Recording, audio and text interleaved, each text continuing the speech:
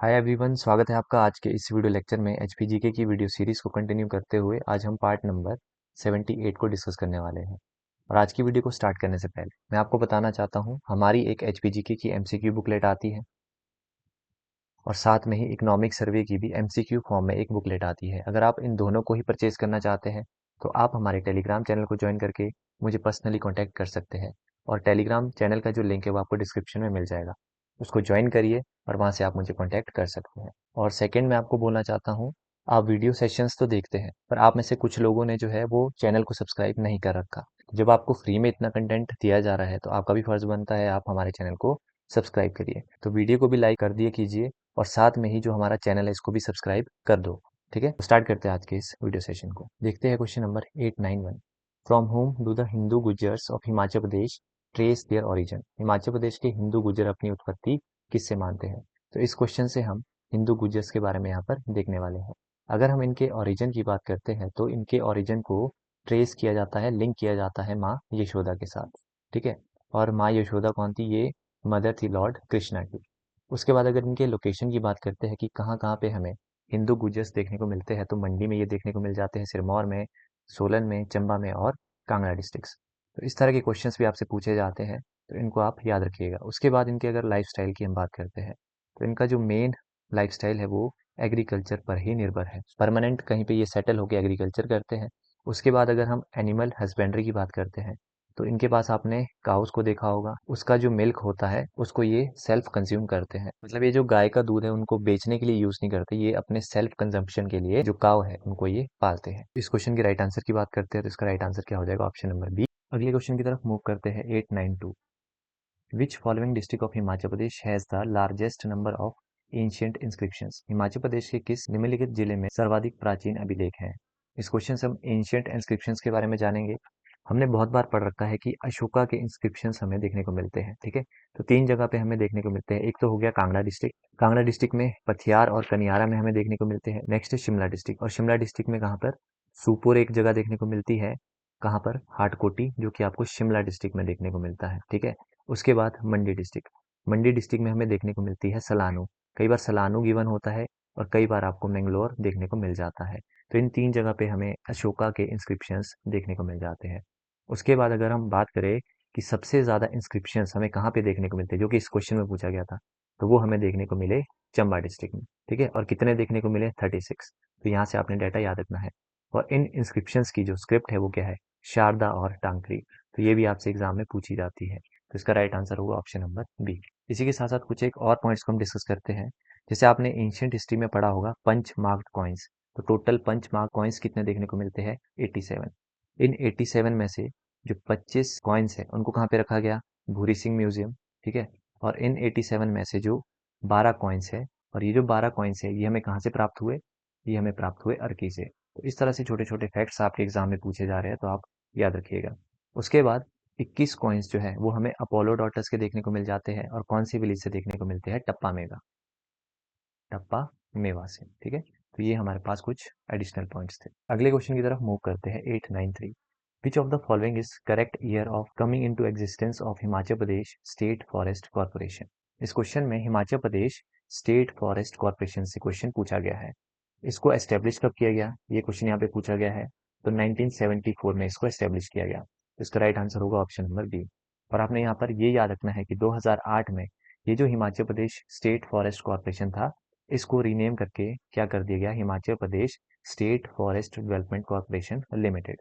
तो आपसे ये क्वेश्चन भी पूछ सकते हैं कि किस वर्ष Himachal Pradesh state forest corporation का नाम चेंज किया गया था? तो 2008 आपने याद रखना है। ठीक है, तो ये हमारे पास दो तीन फैक्ट्स हो गए। इसके साथ साथ और भी फैक्ट्स आपसे पूछे जा सकते हैं। जैसे आपसे पूछा जा सकता है fibre board factory, fibre board factory को कहाँ पर इंस्टॉल किया गया? तो इसको इंस्टॉल किया गया बैजना। ये क्वेश्चन आपसे पूछ सकते हैं। और इसी में ही आपको एक नेशनल बैम्बू मिशन भी देखने को मिल जाएगा, जहाँ पर ये टॉपिक आपका गिवन है, नेशनल बैम्बू मिशन। इस मिशन को किस वर्ष शुरू किया गया? 2007 और 8। ये ईयर भी हमारे लिए इंपॉर्टेंट है। ठीक है, एक फैक्ट आपको और बता रहा हूँ, ये हमारे लिए इंपॉर्टेंट है। Himachal Pradesh state pollution control board, control board, इसको कब एस्टेब्लिश किया गया? तो 1974 आपने याद रखना है। तो 1974 में एक तो स्टेट फॉरेस्ट कॉर्पोरेशन को एस्टेब्लिश किया गया, दूसरा स्टेट पॉल्यूशन कंट्रोल बोर्ड को भी 1974 में ही एस्टेब्लिश किया गया। ठीक है, तो ये सारे टॉपिक्स आपके साथ साथ दिए गए हैं और ये वाला क्वेश्चन आपका हाल ही में जो पीजीटी एग्जाम हुआ था वहां पर ये पूछा गया था। अगले क्वेश्चन की तरफ मूव करते हैं। 894, which type of marriage among the Gaddi community involves a girl eloping with her lover without parental consent? Gaddi समुदाय में किस प्रकार के विवाह में लड़की अपने माता पिता की सहमति के बिना अपने प्रेमी के साथ भाग जाती है? तो इस क्वेश्चन से हम जानने वाले हैं गद्दी कम्युनिटी के जो मैरिज कस्टम्स होते हैं उनके बारे में हम देखने वाले हैं। तो सबसे पहले हम बात करेंगे जिंड फूंक, जिसे हम बरार फूंक के नाम से भी जानते हैं। देखो ये जो मैरिज रहती है गद्दी में, इसमें कोई भी पेरेंटल जो कंसेंट होती है वो नहीं रहती। ठीक है, मतलब पेरेंट्स के बिना ही भागकर इसमें शादी कर ली जाती है। उसके बाद सेकंड मैरिज कस्टम हम देखते हैं झंझरार। इसमें क्या होता है, इसमें फैमिली के अप्रूवल से शादी की जाती है। उसके बाद है घर जवंती, ये इस तरह से ही मैरिज रहती है जैसे आप घर जमाई देखते हैं, काइंड ऑफ उसी तरह का ये रहता है। ठीक है, कि लड़का जो है वो लड़की के घर में जाकर रहता है। उसके बाद है बट्टा सट्टा, बहुत बार एग्जाम में आपको ये देखने को मिलती है। बट्टा सट्टा आपको पता है ये एक तरह का बार्टर सिस्टम है, मतलब एक्सचेंज, कि जो लड़का होता है वो अपनी बहन की शादी दूसरे से करवाएगा और उसकी जो बहन होगी उसको अपने घर ले आएगा। ठीक है, तो इस तरह से शादी होती है। उसके बाद है दानपुर, ये एक तरह की कॉमन मैरिज रहती है। तो इस क्वेश्चन पे अगर हम आए तो यहाँ पर सबसे पहले है झंझरा। तो झंझरा किस तरह की रहती है, इसमें पेरेंटल अप्रूवल के साथ शादी की जाती है। उसके बाद है घर जवंतरी, ये एक तरह का क्या होता है, घर जमाई की तरह बट्टा सट्टा। बट्टा सट्टा आपको पता है बार्टर सिस्टम, मतलब एक्सचेंज, मैरिज बाय एक्सचेंज हम कह सकते हैं। उसके बाद है झंड फूंक और बरात फूंक। इस क्वेश्चन में यही पूछा गया था, यहाँ पर कोई भी पेरेंटल अप्रूवल नहीं होता। ठीक है, इसमें मतलब भागकर शादी की जाती है। तो इसका राइट आंसर क्या होगा, ऑप्शन नंबर डी। अगले क्वेश्चन की तरफ मूव करते हैं। 895, which of the following hydro power project in Himachal Pradesh was executed by Gangdhari hydro power private limited? इस क्वेश्चन में आपको बताना है कि इनमें से जो आपको ऑप्शंस गिवन है कि किसको जो है एग्जीक्यूट किया जाता है Gangdhari hydro power project private limited के द्वारा। ठीक है, तो एक एक करके हम यहाँ पर डिस्कस कर लेते हैं। सबसे पहले जो हम यहाँ पर हाइड्रो पावर डिस्कस करने वाले हैं वो है जोंगिनी हाइड्रो पावर प्रोजेक्ट। 16 मेगावाट का है। ठीक है, इसको एग्जीक्यूट किया जाता है गंगधरी हाइड्रो पावर प्रोजेक्ट के द्वारा। तो इसका राइट आंसर हो जाएगा ऑप्शन नंबर सी। उसके बाद है तांगनू रुमाई। तांगनू रुमाई जो है ये दो स्टेजेस में है। स्टेज वन का जो प्रोजेक्ट है वो 44 मेगावाट का है। ठीक है, और इसको एग्जीक्यूट किया जा रहा है तांगनू रुमाई पावर जनरेशन लिमिटेड के द्वारा। और जो तांगनू रुमाई सेकंड स्टेज है ये 6 मेगावाट का है। ठीक है, ये आपने याद रखना है। और तांगनू रुमाई जो है ये किसकी ट्रिब्यूटरी है, यमुना की, ये आपने याद रखना है। उसके बाद है फोजल। फोजल जो है ये 9 मेगावाट का है और इसको एग्जीक्यूट किसके द्वारा किया जा रहा है, फोजल पावर प्राइवेट लिमिटेड के द्वारा। ठीक है, उसके बाद है बड़ा गांव, ये 24 मेगावाट का है और इसको एग्जीक्यूट किसके द्वारा किया जा रहा है, कंचनजुंगा पावर लिमिटेड के द्वारा। ठीक है, तो सारे प्रोजेक्ट्स आपके लिए नए हैं तो इसको आपने जरूर याद रखना है। अगले क्वेश्चन की तरफ मूव करते हैं। 896, When was the first branch of all women bank in Himachal Pradesh opened? Himachal Pradesh में पूर्ण महिला बैंक की पहली शाखा कब खोली गई थी? तो इस क्वेश्चन से आपने सबसे पहले तो ये याद रखना है कि ऑल वुमेन बैंक भी आपका हिमाचल प्रदेश में ओपन हुआ था। ठीक है, इसको कब ओपन किया गया था, 2014 ईयर आपने याद रखना है। और इसकी लोकेशन कि कहाँ पर इसको ओपन किया गया, तो तिब्बतियन मार्केट जो कि आपको शिमला डिस्ट्रिक्ट में देखने को मिलती है, वहां पर इसको ओपन किया गया था। अब देखो इस बैंक का नाम ऑल वुमेन बैंक क्यों पड़ा, क्योंकि यहाँ पर जितना भी स्टाफ था वो सारा यहाँ पर लेडीज थी। मतलब कोई भी जो जेंट्स स्टाफ है वो इस बैंक में नहीं था। इस बैंक को जो है किसके द्वारा इनॉग्रेट, यानी कि इसका उद्घाटन किसके द्वारा किया गया, तो उषा अनंत सुब्रमण्यम के द्वारा इसको इनॉग्रेट किया गया। और इसके बाद आपने याद रखना है कि नेशन वाइड ये कौन से नंबर का बैंक था, 17th रैंक। तो ये भी आपने यहाँ से याद रखना है। तो इस क्वेश्चन में क्या पूछा गया था कि first branch all women bank की कब ओपन की गई थी, तो 2014 में इसको ओपन किया गया था। और कहाँ पे ओपन किया गया था, शिमला में। और शिमला में कहाँ पे, तिब्बतियन मार्केट।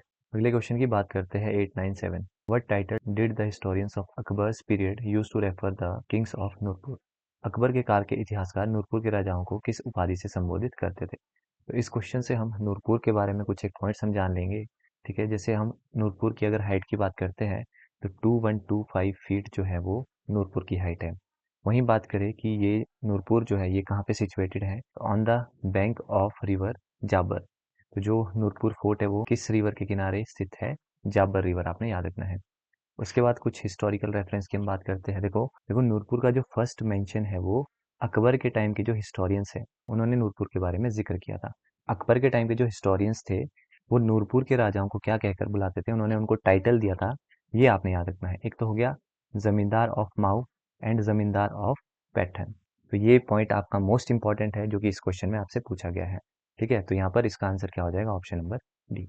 उसके बाद आपने याद रखना है कि जो फोर्ट था माओ का, इसको किसने डिमोलिश किया था, मतलब किसने इसको तोड़ा था, तो वो व्यक्ति थे शाहजहां। ठीक है, आपसे क्वेश्चन पूछा जाएगा माओ फोर्ट को किसने डिमोलिश किया था, तो शाहजहां आपने याद रखना है। अब आपको पता है नूरपुर का पुराना नाम क्या था, धमेरी, ये आपको पता है। अब ये जो नाम था धमेरी, इसका रीनेम नूरपुर किसने किया था, राजा बासु ने। और राजा बासु ने किसको ऑनर करने के लिए इसका नाम चेंज किया था, नूरजहां। तो इस तरह से हमने कुछ एक पॉइंट्स यहाँ से जान लिए। उसके बाद अगले क्वेश्चन की तरफ मूव करते हैं, 898। How many of earliest 87 punch mark coins are preserved in the Bhuri Singh museum.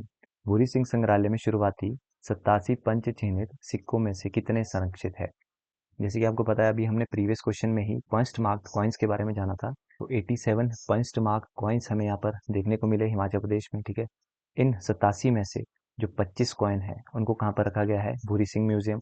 और इन्हीं 87 में से जो 12 कॉइन्स है उनको रखा गया है शिमला के स्टेट म्यूजियम में। ठीक है, और ये जो शिमला के स्टेट म्यूजियम में रखे गए कॉइन्स, इनको कहाँ से प्राप्त किया गया, अर्की से।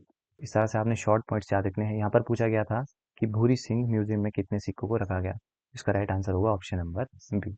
अगले क्वेश्चन की तरफ मूव करते हैं, 899। What is the oldest cantonment area in Himachal Pradesh. देखो, कैंटोनमेंट से इस बार का जो पीजीटी एग्जाम हुए हैं, वहाँ पर आपको एक क्वेश्चन देखने को मिला था। वहाँ पर सिर्फ ये पूछा गया था कि हिमाचल प्रदेश में कितने कैंटोनमेंट एरिया है। तो मतलब ये टॉपिक आपका टच हो रहा है, तो इसको भी मैंने इंक्लूड यहाँ पर कर दिया है।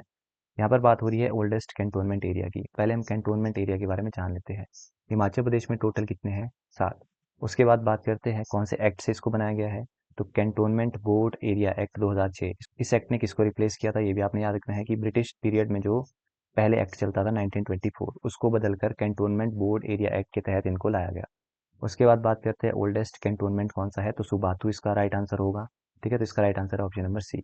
इसका ईयर भी आपने याद रखना है, 1815 में इसको कैंटोनमेंट एरिया डिक्लेयर किया गया था। उसके बाद आपको पता है कि 7 कैंटोनमेंट है। एक तो हमने पढ़ लिया सुबाथू, जो कि ओल्डेस्ट है। ठीक है, कब बनाया गया, 1815। इसके बाद बाकी के जो 6 बजे वो कौन कौन से, इस तरह का क्वेश्चन भी आपसे पूछ सकते हैं। 4 ऑप्शन दे देंगे, उसमें आपसे पूछेंगे कौन सा कैंटोनमेंट एरिया नहीं है। तो रीड कर लो यहाँ पर, जतोग हो गया, कसौली हो गया, डलहौजी हो गया, दकसाई हो गया, योल हो गया और धर्मशाला हो गया। सबसे लेटेस्ट कैंटोनमेंट कौन सा, इस तरह का क्वेश्चन भी आपसे पूछा जा सकता है। तो धर्मशाला सबसे लेटेस्ट कैंटोनमेंट एरिया है। कब ये बना, 1942, आपने याद रखना है। इस तरह के क्वेश्चंस भी आपको देखने को मिल सकते हैं। ठीक है, तभी मैं आपको कहता हूँ कि हमारा जो पीडीएफ, इसको आप जरूर परचेज करिए, बहुत कुछ आपको यहाँ से सीखने को मिल जाएगा। अगले क्वेश्चन की बात करते हैं, 900। तो सक्सेसफुली हमने 900 प्लस क्वेश्चंस को टच कर लिया है। ठीक है, पढ़ते हैं इस क्वेश्चन को। According to 2011 census, the density of population in HP is 123। In how many districts of the state it is above the state average. इस क्वेश्चन में आपसे क्या पूछा गया है कि यहाँ पे बोला गया है कि हिमाचल प्रदेश की जो डेंसिटी है वो कितनी है, 123। इसमें बोला गया है कि हिमाचल प्रदेश के ऐसे कितने डिस्ट्रिक्ट्स है जहाँ की डेंसिटी जो है वो 123 से ज़्यादा है। तो नया क्वेश्चन है, इस तरह का क्वेश्चन भी आपसे बन सकता है। तो देखो, ज़्यादा तो आप याद नहीं रख पाओगे, हम वो डिस्ट्रिक्ट कवर कर लेते हैं जिनकी डेंसिटी 123 से कम है।